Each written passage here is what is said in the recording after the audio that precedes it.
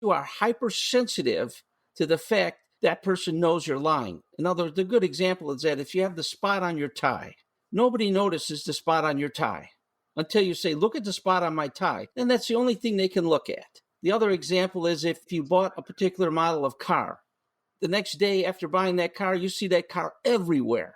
And it's called the spotlight effect. So what that does is it enhances the nonverbal indicators of deception. So I can say to you, I know you're lying because this, and that. And you go like, how does he know? Not, don't ask the person, do you know somebody? Ask him, when's the last time you saw him? When's the first time did you meet that person? So now you're thinking, wow, he didn't ask me if I knew him. He said, when was the last time he met him? Hey, I'm Kwame Christian, and you are about to step into the world of Negotiate Anything, the #1 negotiation podcast in the world where we teach you how to make difficult conversations easier while getting more of what you want in the process. Each episode is packed with practical tips and strategies from the experts. We delve into negotiation, conflict resolution, and leadership skills that are crucial in both business and in life. Whether you're closing a deal, managing a team, or navigating personal relationships, Negotiate Anything provides you with the tools you need to succeed. Our conversations are real, relatable, and most importantly, rooted in practicality. So if you're ready to transform your conversations and elevate your negotiation skills, join me on Negotiate Anything. Subscribe and listen on Apple Podcasts, Spotify, or wherever you love to listen. Let's make every conversation a winning negotiation. This episode is brought to you by Granola, Shopify, and Fabric by Gerber Life. If meetings are eating up your day and you want clean, structured notes without the stress, try Granola AI totally free for 3 months at granola.ai/Kwame. Ready to turn your what ifs into a real business? Sign up for your $1 per month trial with Shopify at shopify.com/Kwame. And finally, for the parents listening, protect your family's financial future in just minutes. Apply for term life insurance today at meetfabric.com/Kwame. Policies issued by Western Southern Life Assurance Company, not available in certain states. Prices subject to underwriting and health questions. Jack, thanks for joining us today. Oh, you're welcome. Glad to be here. Yes, it is an honor to have you. This is the interview I've been waiting for since 2016 when I started this podcast. So this is great. So how about you get us started by telling us a little bit about yourself and what you do? Well, I spent 5 years as a police officer in a suburb outside of Chicago. And then after that, I joined the FBI for 20 years. And in the FBI, I spent a lot of time working crimes on the Indian reservation, mostly homicides and those types of property crimes. And then I went to language school to study Korean. And I spent a year and a half studying Korean and was assigned to Los Angeles, where I worked on mostly counterintelligence. And as the last 7 years of my career, I spent as a behavioral analyst. And you're probably thinking the kind of behavioral analyst you see on TV. I did something a little bit different. That was the behavioral analysis unit. What they did is they went to crime scenes and tried to figure out who did the crime based on the evidence at the crime scene. So they didn't know who did it, and they tried to figure out who did it. We, on the other hand, in the behavioral analysis program, had a target that we wanted to recruit. Say, for example, we wanted to recruit somebody from the Chinese embassy. We would select the people that we thought would be the best recruits. We would do a behavioral analysis on them, and then we would design interview strategies to get them recruited to work for us. Incredible. Oh, that's fascinating. And after such a rich career, I know that you have a lot of incredible stories to tell. And this will be a test of my interviewing restraint because I would want this to go for days, Jack. But I have to focus on one of your many skills. And today we're going to focus on deception because this is something that comes up so frequently. I think a lot of times when people think about difficult conversations and challenges in relationships, they go straight to some of the darkest, scariest things. And deception is one of the things that looms large in people's minds.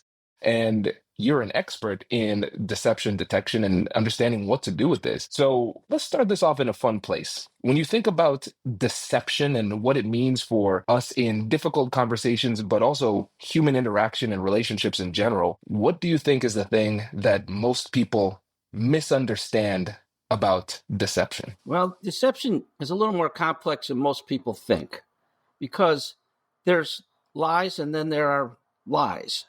Because if we go to Well, let's just say we get a present from our son or our daughter. It's an ugly tie. What are we going to do? Tell the truth and say, hey, that tie's ugly. I wouldn't wear it? No, we can't. But is it a lie? Yes, it is a lie. How about if we tell somebody who put on a nice dinner for us? We went to a dinner affair and the food really sucked.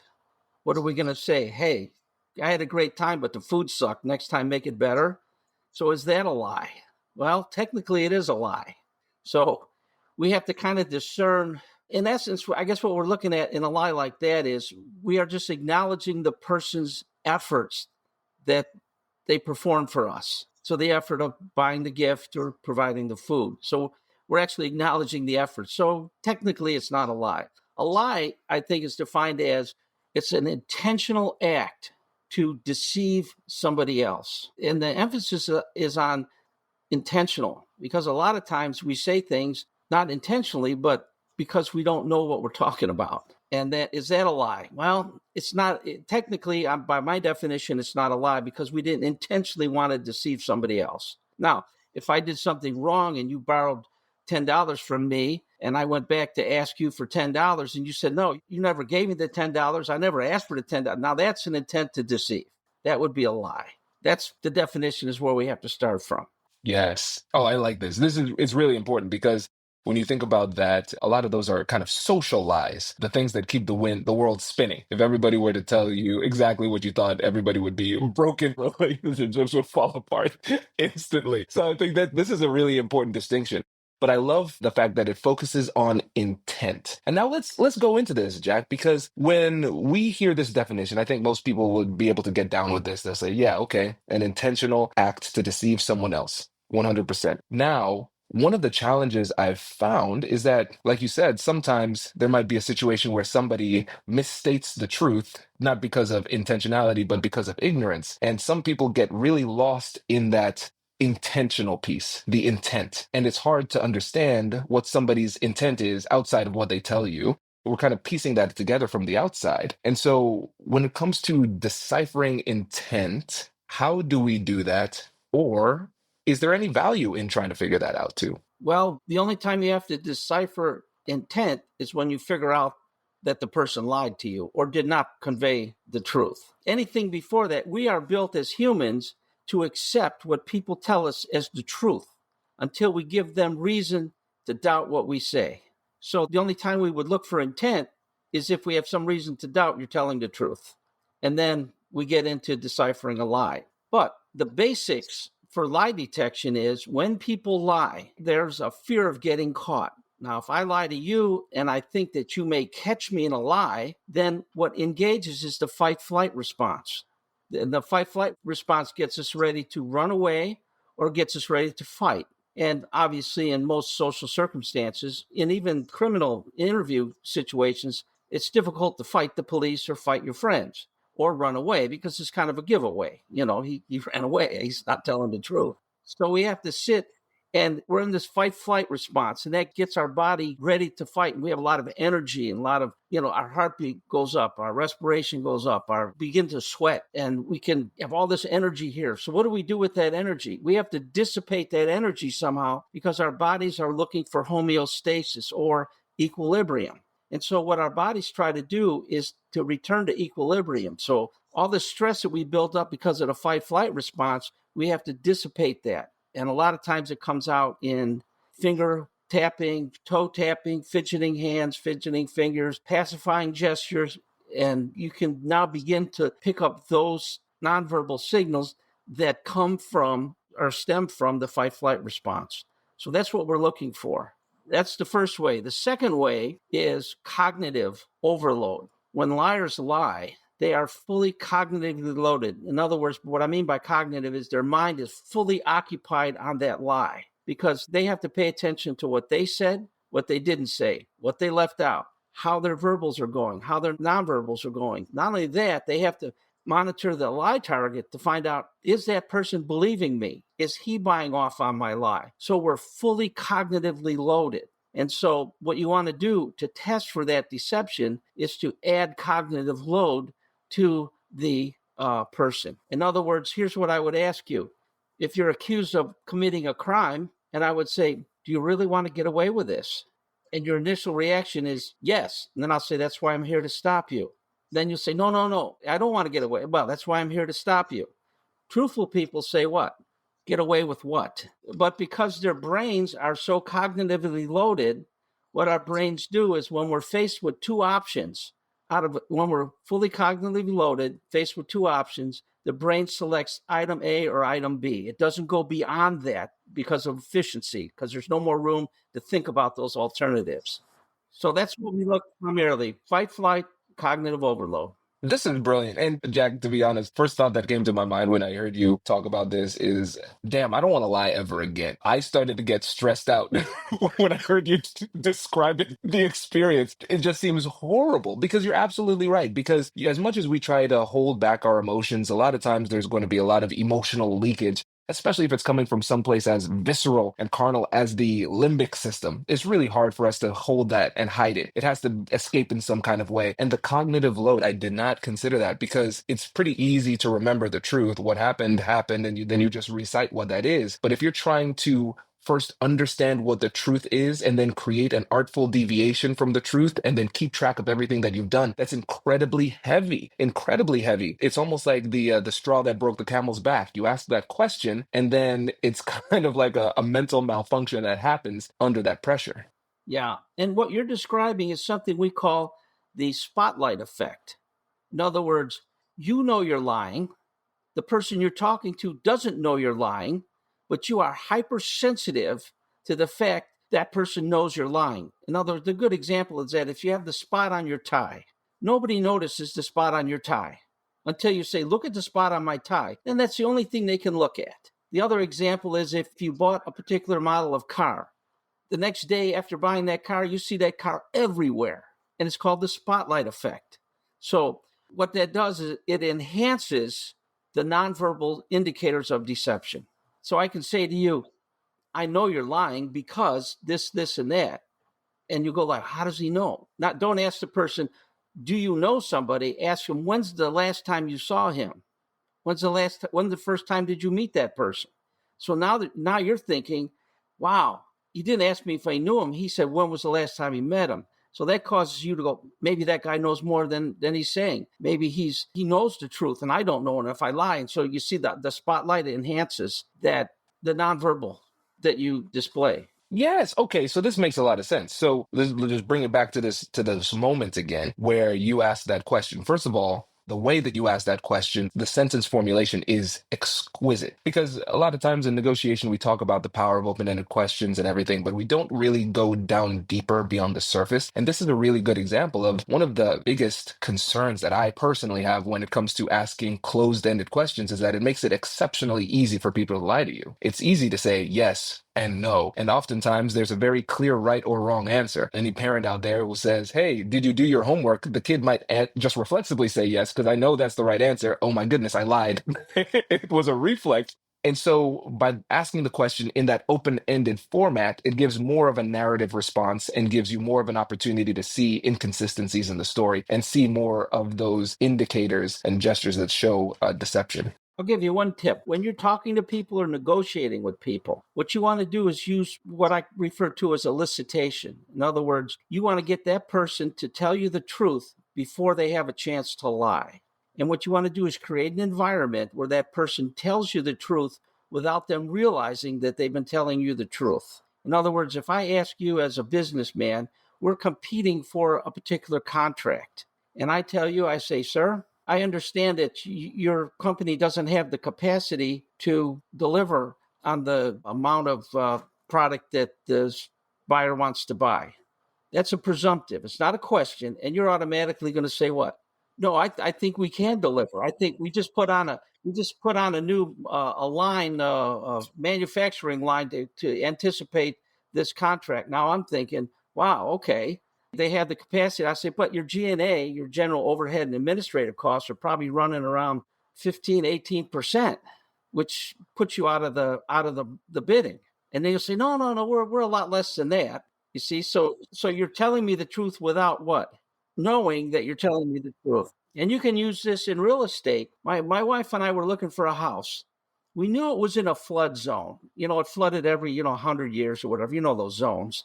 And we went to the basement of this house and it was completely remodeled. I mean, spotless. It had just been finished. You could still smell the drywall paste or whatever being, the paint and everything. So I said, I wonder if it was flooded. Now, if you ask the real estate lady, did it flood? They'll say, well, no, this place doesn't flood. No, this hasn't happened in 100 years.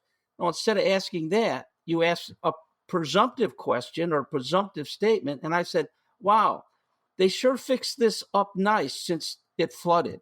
And she says, well, yeah, they went to extra special this and that. And I said, doggone it, it's flooded. So we excused ourselves and left.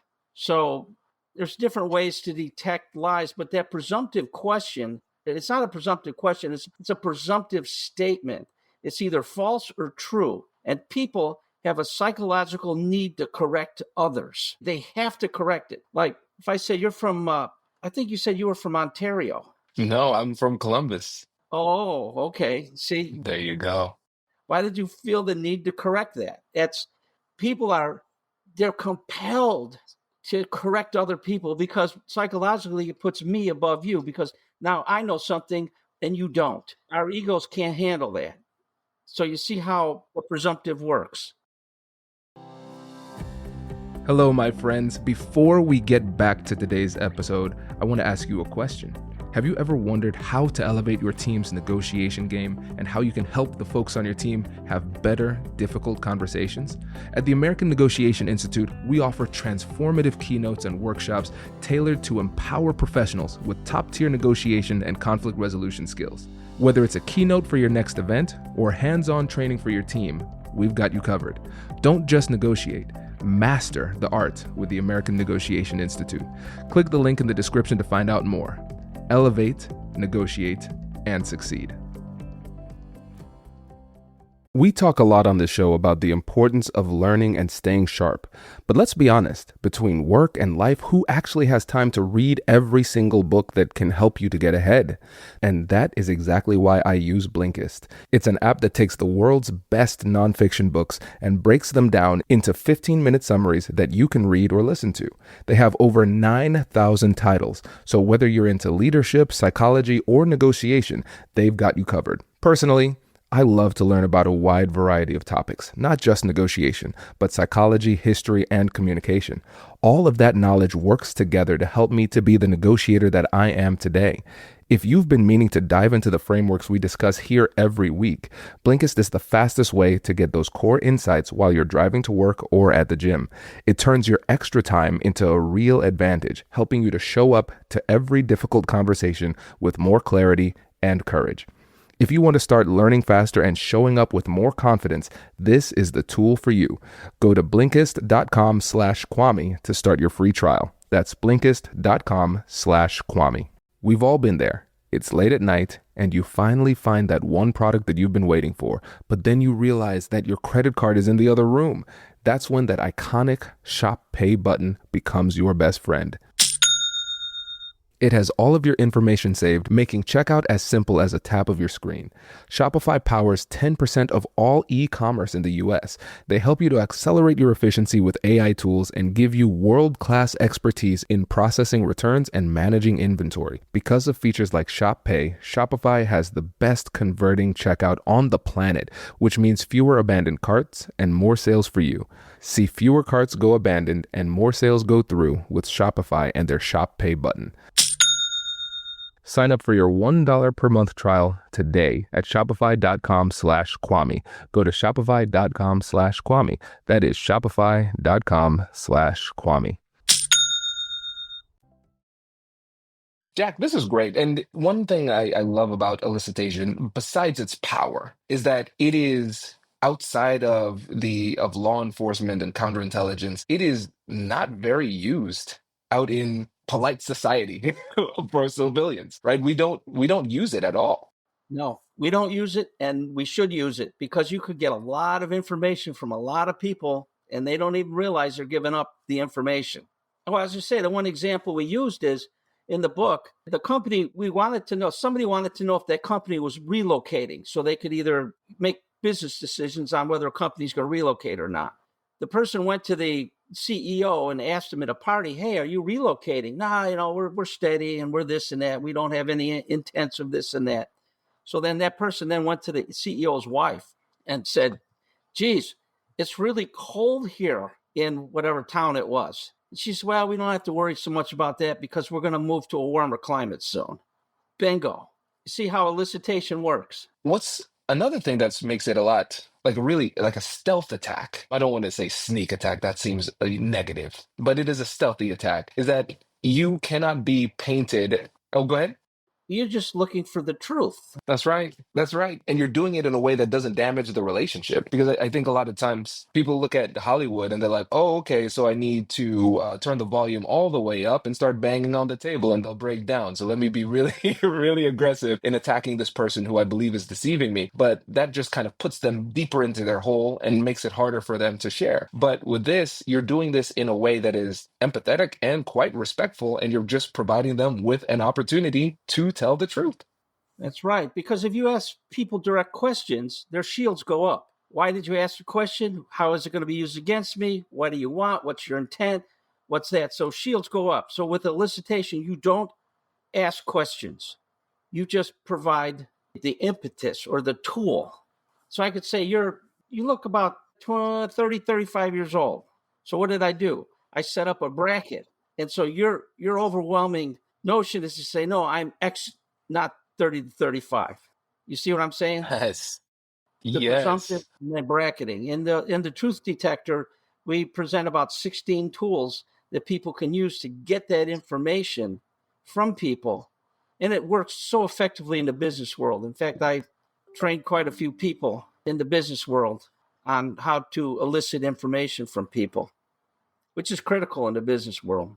Absolutely. I mean, at the end of the day, negotiation is an information game. We're going to win and lose on the quality and quantity of the information that we have. And a lot of times, I think it can be very scary to negotiators who have a lot on the line to recognize just how little they truly know about the counterpart or the situation. Because if we're talking about a big publicly traded company, there are due diligence things that we can do. But when it is a privately held company, I mean, with a lot of them, we can see it's smoke and mirrors. With every year, there's some marquee fraud that was the darling of the media, right? And we see high level people being deceived because they don't have these tools and they don't have the curiosity a lot of times too. Yeah, I'll give you one more tip if you're interested. I want all the tips, Jack. All of them. This is a powerful tool to test people's veracity. In other words, to test whether people are telling you the truth or not without them realizing that you're testing their veracity. And that is very simple. You ask somebody a yes or no question. And if the first word of their answer is the word well, then they are about to give you an answer they know you're not expecting. So let's break this down into an example. I tell my kid, go to your room and do your homework. And all I hear in there is game playing and tomfoolery and no homework. So he comes out an hour later and I say, did you do your homework? He says, well, and I said, get back there and do your homework. How do you know I didn't do it? Because I'm in the FBI. I know those things. Get back there and do it. But how did I really know? I asked him a yes or no question. The first word out of his mouth was well, which means he's going to give me an answer he knows I'm not expecting. What answer does he think I'm expecting when I ask the question, did you do your homework? And that would be, yes, Dad, I did my homework. If he answers with the word well, it's anything but yes. Anything but yes is no. So I'll ask my boss, am I getting a raise this year, boss? Well, that means no, you're not getting a raise. Can I have that day Wow. off? Well, no, you're not getting the day off. Now, this is different than if you said, who's going to win the Super Bowl this year? And you go, well, that's a thinking well. It has to be a yes or no question. So you can test people like, are you going to do something or other? And you go, well, the answer is you're not. Because the answer you think I'm expecting is yes, I'll get it for you. I'm going to ask you, is that project going to be done by next Wednesday by the deadline? And you go, well, and I go like, no, you're not even close.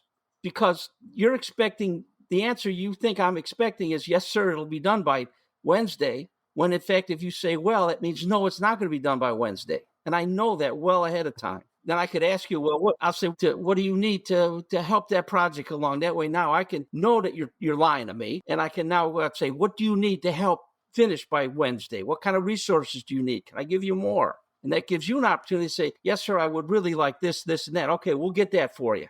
Just get it done by Wednesday. Because I know you lied to me. But I'm not going to tell you lied to me. I'm just going to know you lied to me and then take action. Oh, this is big, Jack. This is big because again, this is where a lot of people make mistakes because they treat this in a very combative way where, hey, I just won. I know you're in the lie. I caught you in the lie. Ha ha, liar, right? But you said, no, I don't call them a liar. We move on and work to solve the problem. Why don't you do that victory dance?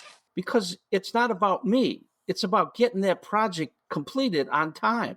It's about enabling you to feel good about you so that you will complete it on time. If you complete it on time, then you will complete more assignments on time because your confidence increases. Our rapport between you and I increases. I don't have to tell you you're lying. You know you're lying. But it's all about ego, right? The reason we say you're a liar, you won't have it by Wednesday. What's that going to do? Are you going to be more or less likely to complete that by Wednesday? Probably less likely. But if I say, what more do you need? If you need anything, you let me know. We'll give so-and-so, if you let me know what you need to finish it. And you'll go like, okay, boss. And you'll tell me and I'll give you the resources and you'll say, wow, he's a good boss, right? Yeah. And that's a real win. Yeah, it's a win for both of us. And now the next time I ask you to do a project, you're more likely to voluntarily put your best work into that effort because you like me, you're working for me, you know I'm giving you the resources you need. Although you had to lie to me. That has been noted. I think this is great because I think what's really encouraging about this is that when you think about the negotiation fundamentals of collaborative negotiation, we're trying to work together to find a solution in most cases. And we want to try to be empathetic and not be unnecessarily combative. Those same principles still apply when deception is at play here too. Because we're trying to say, all right, yeah, we're staying in that same mode. Because our goal, number one, here's how you get people to like you. And it works 100% of the time. If you want people to like you, you make them feel good about themselves. The example I use in class, when I teach at Western Illinois University and my students, I'll say, if a young man goes to a young woman and they have a conversation and he makes her feel good about herself, I ask the young lady, what are the odds that you're going to want to go back and meet that young man again? They go, well, they're going to increase quite a bit because I want that same good feeling. The thing is, you have to make the conversation about the other person, not about you, but the other person. And the way to do that is to form an empathic statement. We all hear about the empathic statement. You used the word a number of times so far, but how do you construct an empathic statement? Well, here's the simple construction. You start out with the word so you. So you, and then you describe that person's feeling, their status, their emotional condition. So you look very upset today. So you look happy today. So you look this today, right? So you, because if I say, I know how you feel, what's the first thing you're thinking to yourself? No, you don't know how I feel because you're not me. So I'm going to say, so you look happy. So you look tired. You look frustrated. You look angry. And that two things, it says that person cares about you. The other thing it does is it gives you a chance now to express why you're angry, why you're frustrated, why aren't things going well. And so that gives you that whole, and that's an elicitation tool. Because once you tell me, oh, you're frustrated because you can't get this and this done. Well, so if we got this and this done, things would be better. So you feel that this and this, so you feel this and this. And the more sophisticated you want to get is drop the so you, because you're in the habit now. Drop the so you and say, you look pretty frustrated today. Good example I use is, it happened to me actually at school because I was on the elevator and a girl was smiling. What does smiling mean? It means she's happy. So what did I use? I formed the empathic statement. You look very happy today. And what was her response? Yes, I just passed an exam I studied really hard for. So I told her, so your hard work paid off. And she said, yes, it did. Now we accomplished two things there. The first thing we accomplished was we got the empathic statement out. We're connecting, right? The second thing I did was I allowed her to flatter herself. And this is where people get in trouble with flattery. If a student walks into my office and said, oh, Professor Schafer, you're the best professor in the whole wide world. You're the best professor I've ever had in my whole life. I just look at him very sternly and say, what do you want? because it's a direct compliment. Sometimes direct compliments run astray, right? So I tell the students a better way to do that is to walk in and say, "Sir, I would like your advice on something."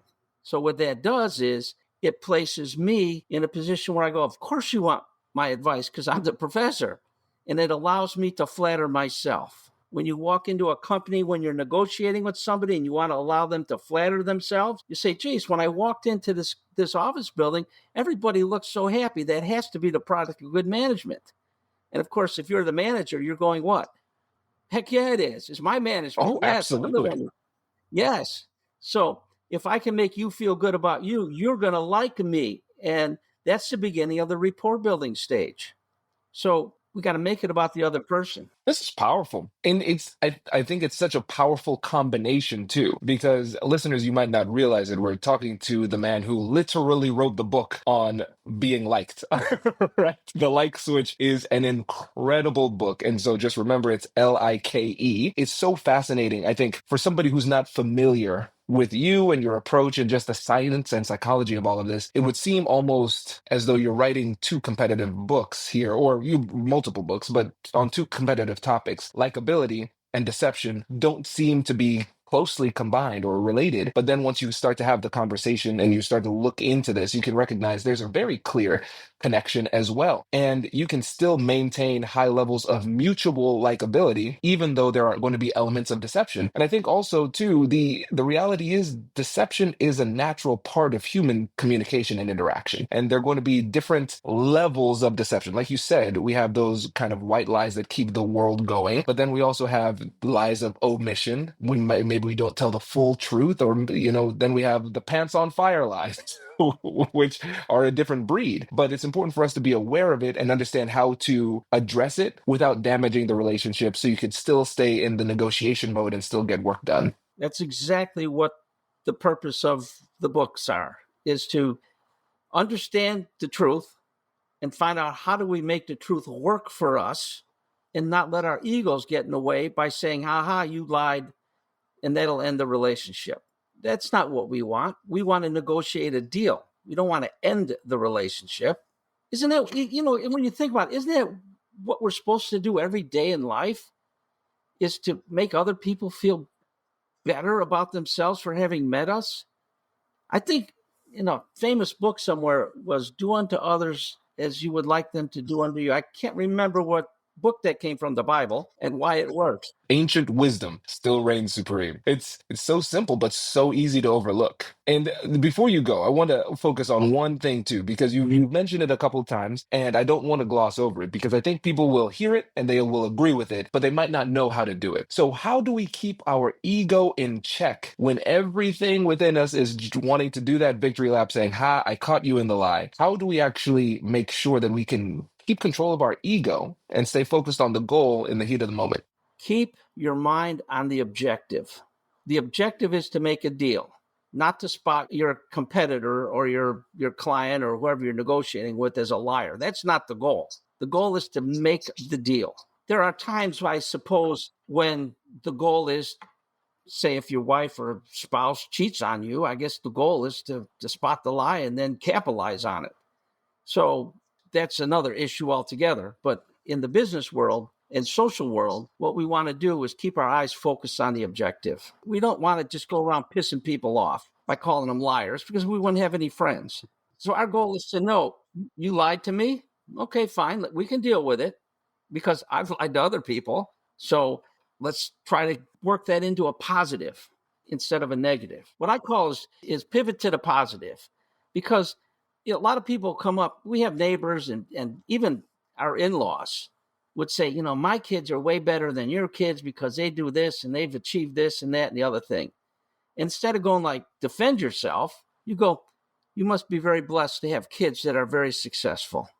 And that stops it. You pivot to the positive, and you divert the attention away from your kids and being defensive. Just say, "You're very fortunate to have good kids in your life." So you pivot to the positive. Well, this is incredible because I think the sign of a brilliant insight is that it seems positive in hindsight. And when I think about those times where my ego has been inflamed and it has led me to do or say the wrong thing at the wrong time, I've recognized if I would have just kept this in mind to pivot to the positive when I start to feel that, then we would have been able to dodge all of that. So it's funny because, again, even that saying is an example of the power of the approach, because when we were thinking about the how to control the ego, I'm thinking about the ego is out of control, put it in a cage, like bury it, put it away. And you're saying no, you don't need to attack the ego, you just need to focus on the positive, and that will orient you to the right behavior. That's Yeah. incredibly powerful.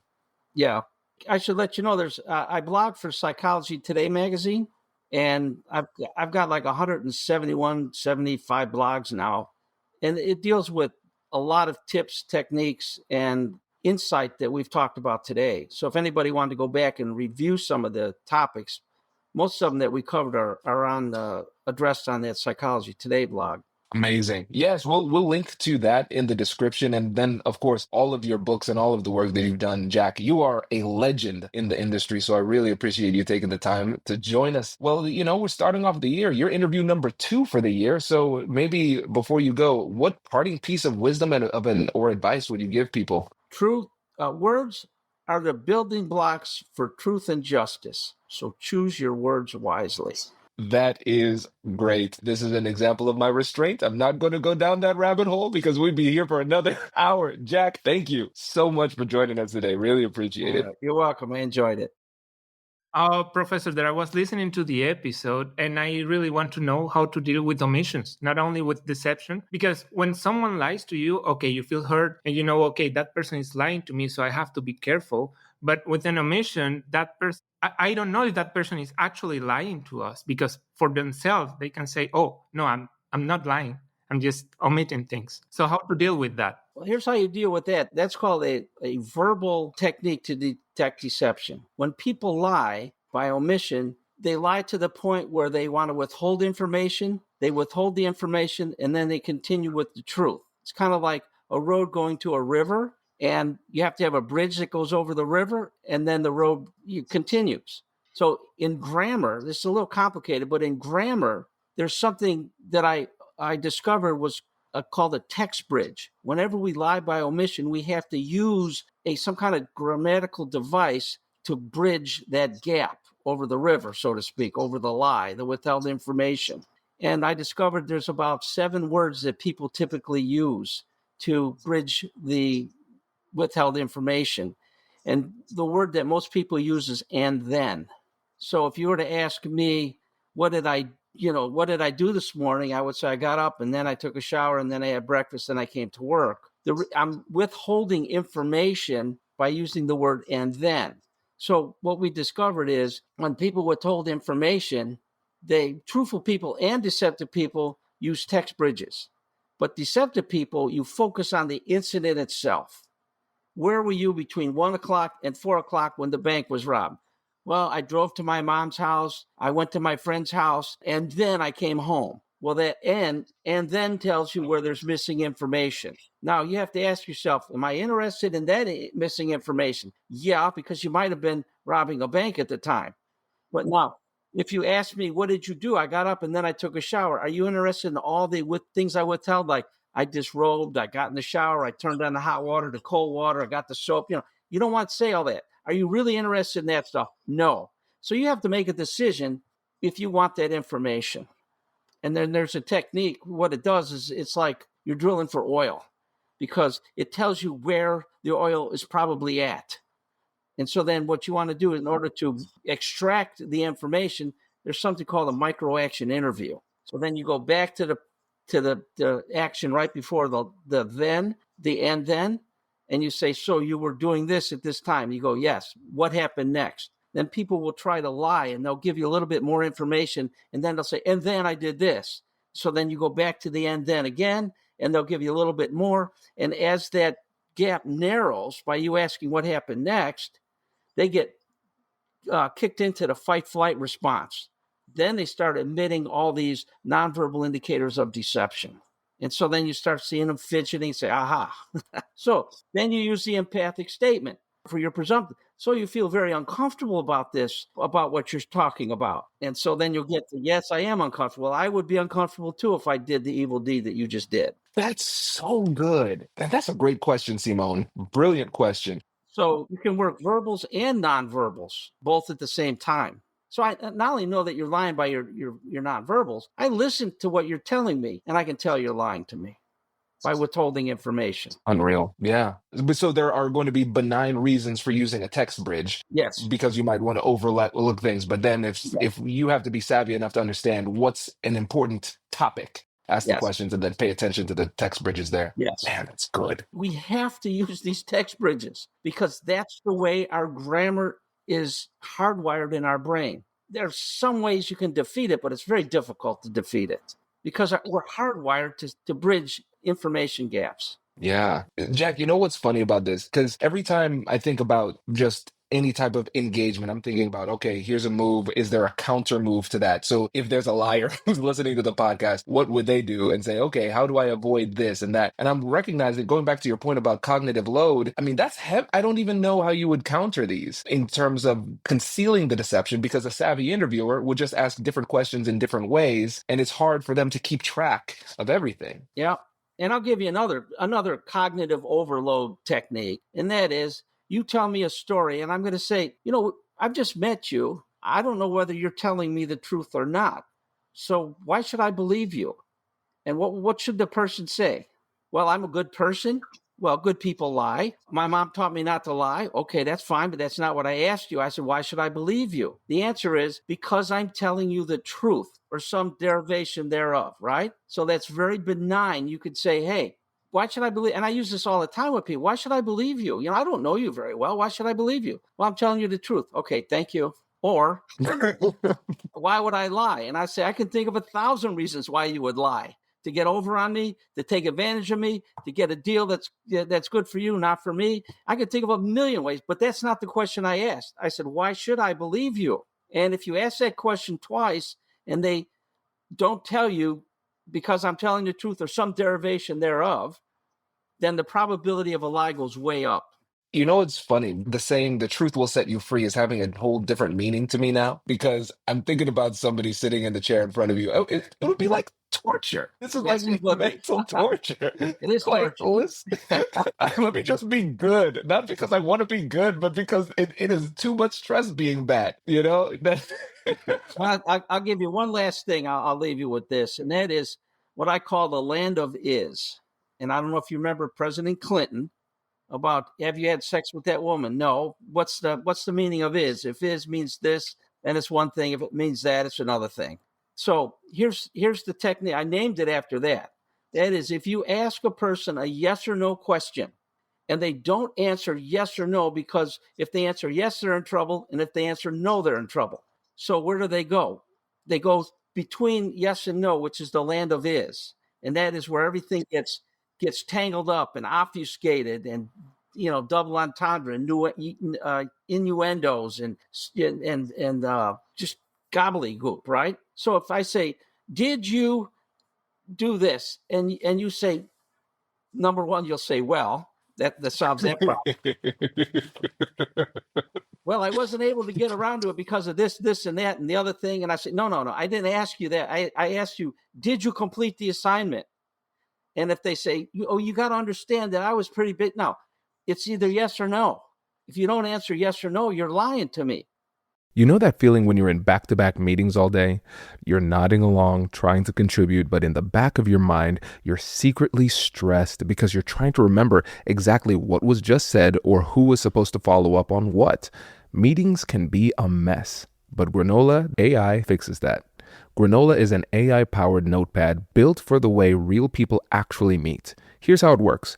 You take rough notes like you normally would, and then in the background, Granola securely transcribes the meeting. Then it turns everything into clean, structured, and actually useful notes the moment the meeting ends. The best part? It works through your device's audio, so it integrates seamlessly into the tools that you already use. No setup and no awkward tools. It's just your normal meeting, but with superpowers. I've found that it lets me actually listen instead of frantically typing, so I walk away knowing exactly what was decided and what comes next. Before Granola, our team would spend extra time cleaning up notes and double-checking details.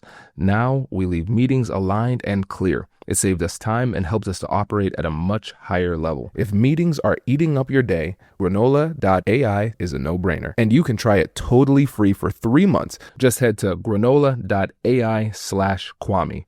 That's granola.ai/Kwame to get your time back. Get 3 months free at granola.ai/Kwame. Today, I want to talk about something that a lot of us put off, and that's life insurance. Now I get it. It sounds like it's a big undertaking, but if you have family or loved ones who depend on your income, a term life policy is an important step that you can take today to protect their financial future. Fabric by Gerber Life is term life insurance that you can get done today. It's made for busy parents. It's all online and on your schedule. You could be covered in under 10 minutes, often with no health exam required. If you have kids, the time to lock in low rates is now. Fabric has flexible, high-quality policies that fit your budget, like $1 million in coverage for less than $1 per day. And there's no risk because they offer a 30-day money-back guarantee, and they are trusted by millions of families. Join the thousands of parents who trust Fabric to protect their family. Apply today in just minutes at meetfabric.com/Kwame. That's meetfabric.com/Kwame. Use my link so they know that I sent you. That's MEET fabric.com/Kwame. Policies issued by Western Southern Life Assurance Company, not available in certain states. Prices subject to underwriting and health questions. Yeah. Especially if you start your sentence with the word well, which people most of the time they answer well, and then it'll take you to the land of is. And you could stop after well. But the key is you don't tell people how you know they're lying, because then they will change their speech pattern. That's why you got to be quiet. So if I say, is this truly going to be edited to make me look good? And you go like, well, I go like, we got a problem. See, because it's got to be a yes or no question, right? You're right. And then I'll come back. If you give me some kind of gobbledygook, and I'll say, well, why should I believe you? If you say you're going to make me look good, why should I believe you? It better be because I'm going to make you look good. Because if I look good, you look good. If you look good, I look good. It's part of a mutual thing. I go, okay, he's probably telling the truth.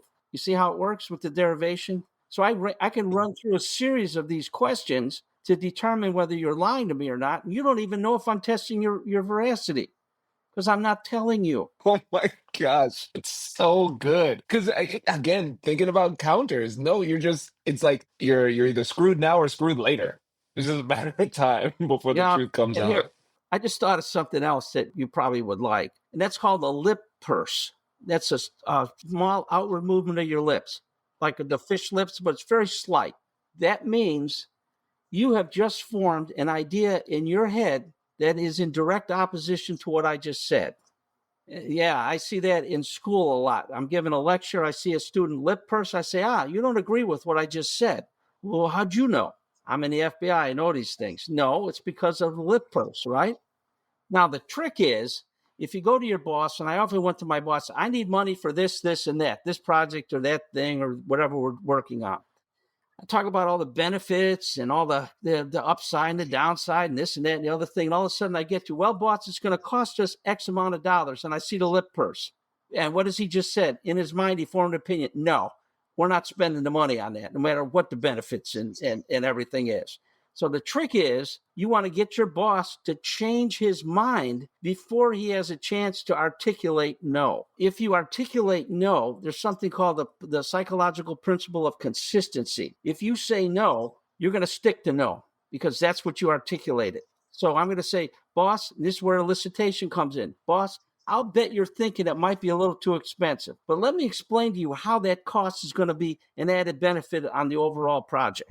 And so now he's thinking, oh, okay. And he's going to change his mind in his mind and then say, well, okay, I'll go ahead and try it out. We'll see how it works. So that's the key. It's to get him to change his mind before he articulates no. Wow. And we learned that all from a lip purse. And so if you're negotiating and you're hitting all these things, we got this and this and this, and all of a sudden you hit like on-time delivery. Well, we're going to have to push delivery off 2 weeks. And you see the lip purse. What are you thinking? They're going to turn the deal down because they want on-time delivery. So in elicitation, I bet that one of the most important things in this negotiations is on-time delivery. And they'll go like, well, yeah.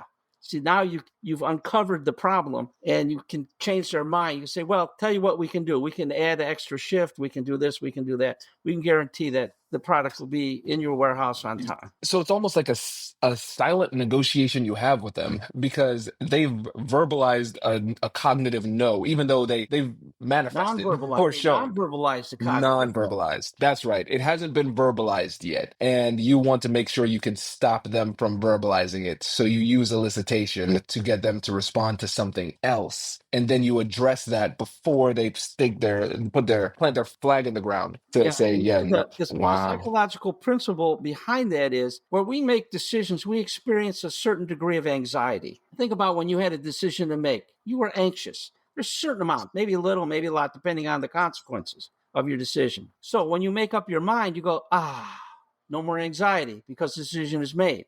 Our psyche is we don't want to put ourselves in a position where we're more anxious than we are now. So it's easier to say no and stick with no because we don't want to go through that anxiety of making a decision again. You're right. Wow. So if you're in a negotiation and you see the lip purse and then you see their body get kind of like very relaxed, would you interpret that as they've kind of checked out, they've said no, and they're sitting here to kind of be polite, Yeah, but potentially? as long as they don't say no, you got a As chance of long as they changing their don't say mind no. in their mind. I would say, Uh-huh. looks like you're pretty comfortable with that, but let me explain to you the nuances of this particular item, yes, no, product, or whatever. Let me talk about this. You may think it's a little more expensive, but and then you say the goodwill that you give people and this and that and the exposure and this and that and the other thing, and they go like, yeah, maybe he's right. And so then he may say, well, all right, how about a trial? Can we do a trial period for this product or this? And they go like, well, all right, we'll do that. Versus no. Right. You see how that works? I don't have any concrete Yeah. examples I'm working with, so I'm kind of No, this is great. We're tracking. This is amazing. This is amazing. Yeah, I think it's also very interesting. This is just kind of a broader point, just how, and I'm guilty of it too, how infrequently negotiation experts talk about deception. You know, we talk about asking questions and then we almost pretend as though every single answer we get is just said with complete veracity. You know, I feel like it's almost like a bit of malpractice to not address that. That's good. and this is a perishable skill. You have to practice it, keep up on it. But you know what's fortunate?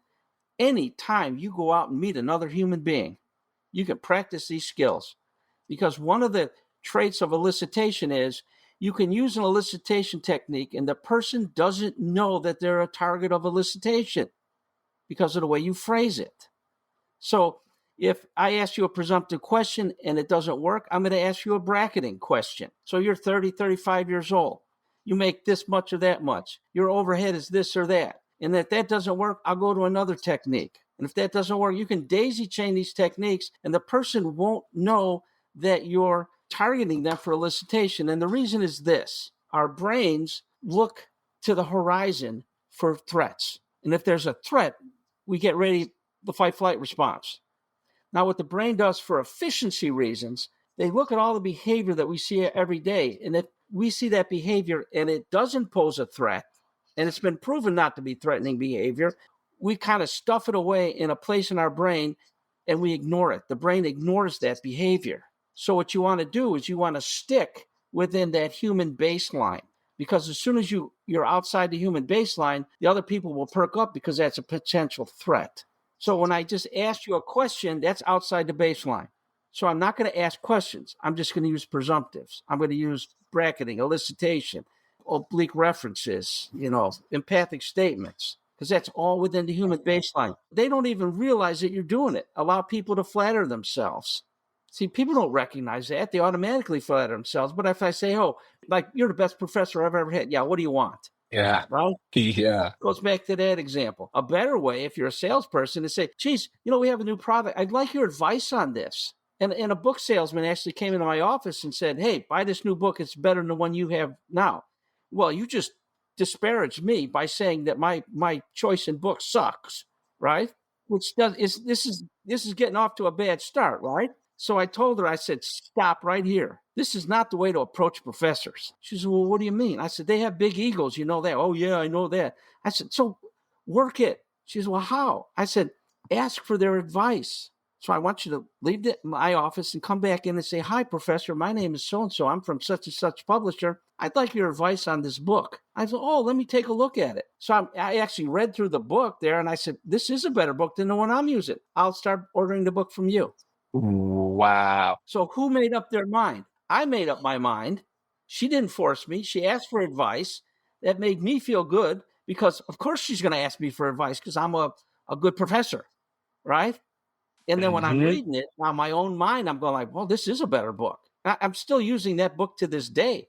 And that publishing Wow. company said, "Geez, can you do a training session for all our salespeople?" And I said, Unreal. This is "Certainly." so good. So you see how you can use these techniques in the business world, the social world, not only police work and espionage and terrorism, but across the board. I appreciate you. Thank you, thank you, thank you. All right. This Hope is you great. hope you got something of value out of it. Oh my gosh. Yes. All right. More than you could ever know. If you have any All right, questions, Jack. email me. Or do I have your email address to send you that book? I'll ping you an email because I know you and Yeah. Simone have been in touch, but Yeah. I'll email you too. All right. Perfect.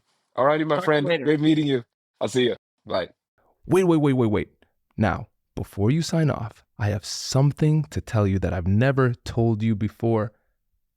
Just kidding. I've told you before, but you should listen to it again.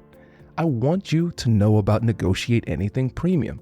Imagine all of the things that you love about our traditional feed, plus so much more. I know you like our traditional feed because you're at the end of the episode. And with Negotiate Anything Premium, you'll get more bonus content you've been asking for, more of the expert insights that you can't get anywhere else, and more exclusive behind-the-scenes access into every conversation. Are you ready to get more of what you want out of your life, career, and every conversation? With Negotiate Anything Premium, you'll have access to more high-level, custom-designed content and insights, giving you the tools you need to negotiate higher salaries, better deals, and better relationships in your life and career. Once I had a listener share that Negotiate Anything helped her to negotiate a $53,000 raise. Could this be you? What would that mean for your life? I've seen firsthand the impact this model has had on my life and the lives of my corporate clients, and I am confident that it can do the same for you. Are you ready to negotiate more of the best things in life? Click the link in the show notes to learn more. I'll catch you later.